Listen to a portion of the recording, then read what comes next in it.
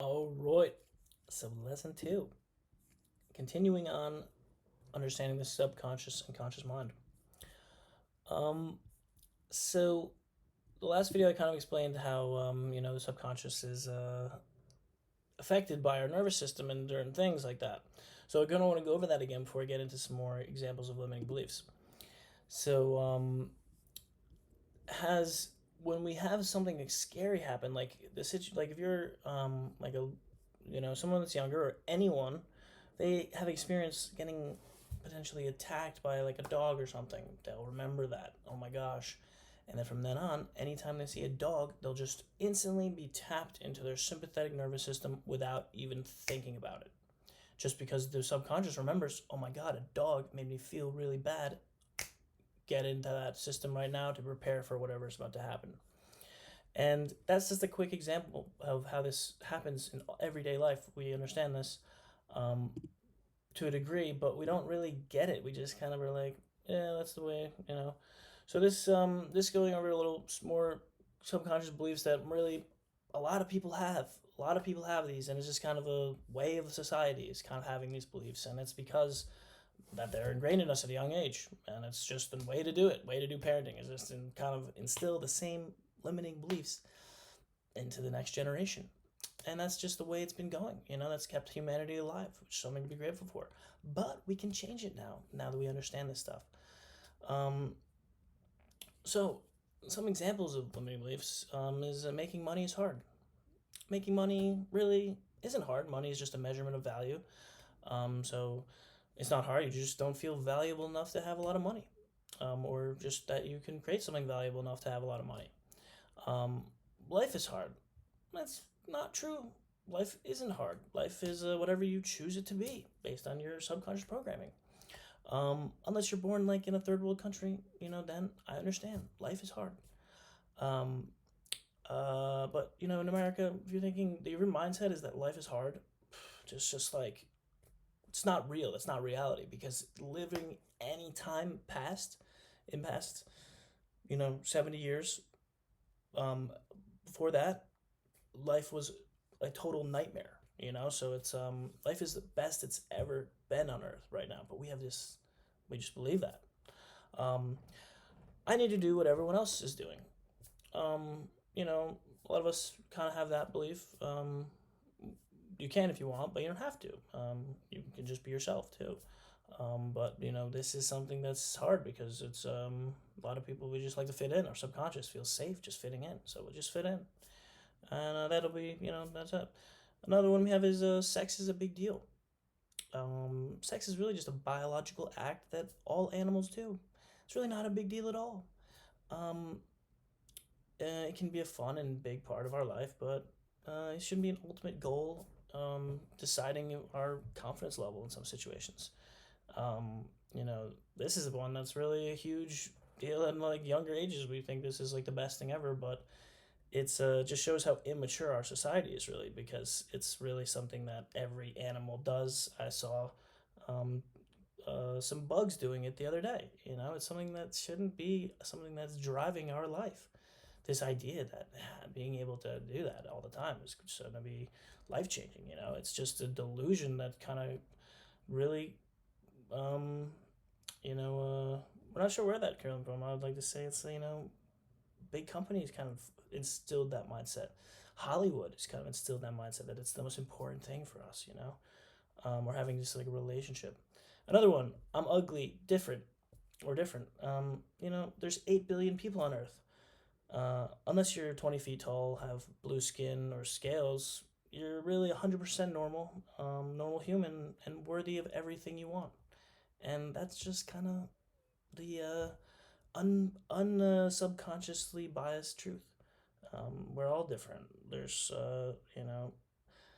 and you're whatever different you base, whatever reason you think you're different, that's actually an identity for your subconscious belief. We're about to get into that. Um, so another one, being in good physical shape is painful and difficult. Honestly, kind of is. It's tough, especially if you're a foodie like me and love eating food. But with discipline and a plan, it can be easy and fun. Right? It can be whatever we want. It's really some people just get super happy after losing a bunch of weight. It can really be life changing. It can be, um, I can't feel good unless there's something to be proud of. This is a very popular one. We have this mindset that we have to wait for the external world to give us something to feel good about. And this is kind of originated from like a survival based mindset when we like can hunt or when we can like go conquer and take something and we'll survive.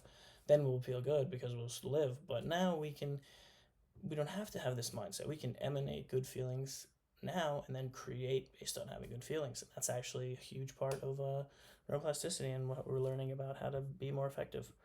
Um, so now let's get into a little formula.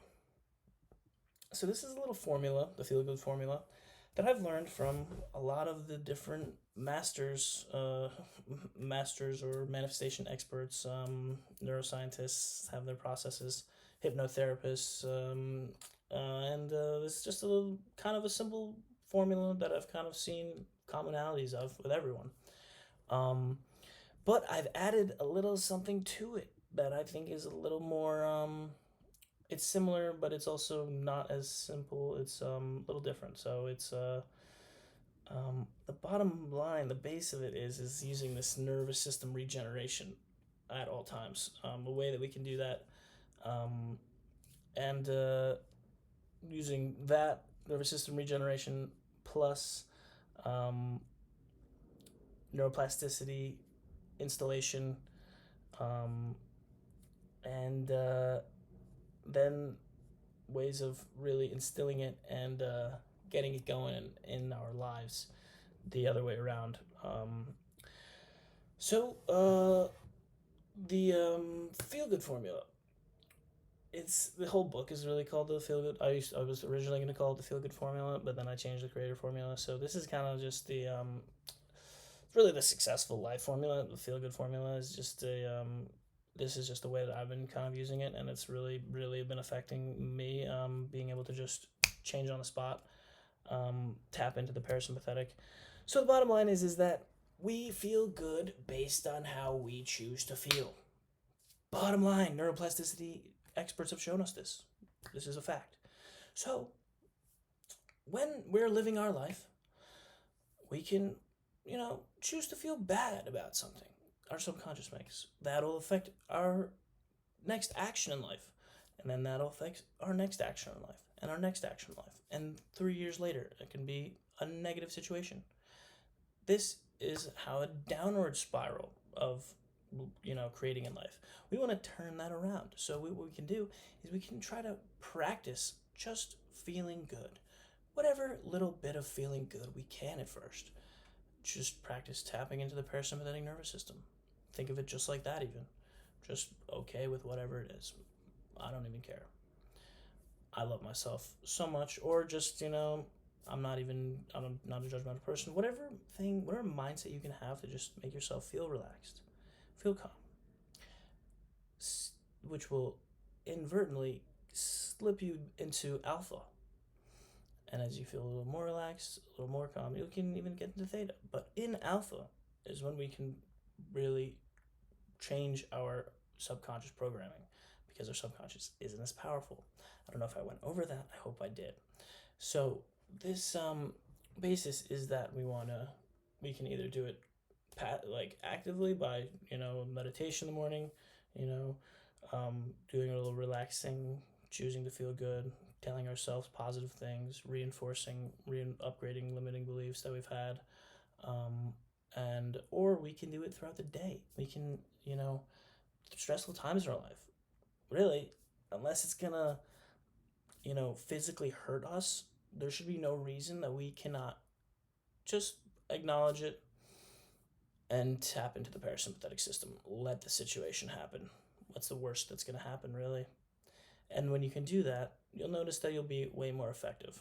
You'll just be able to call the shots easier. And as time goes on, you'll be able to get better at this nervous system regeneration, and you can do it to whatever you want, right? So you can, program yourself however you want.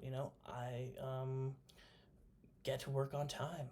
I, can, I'm very confident. I have a lot of money.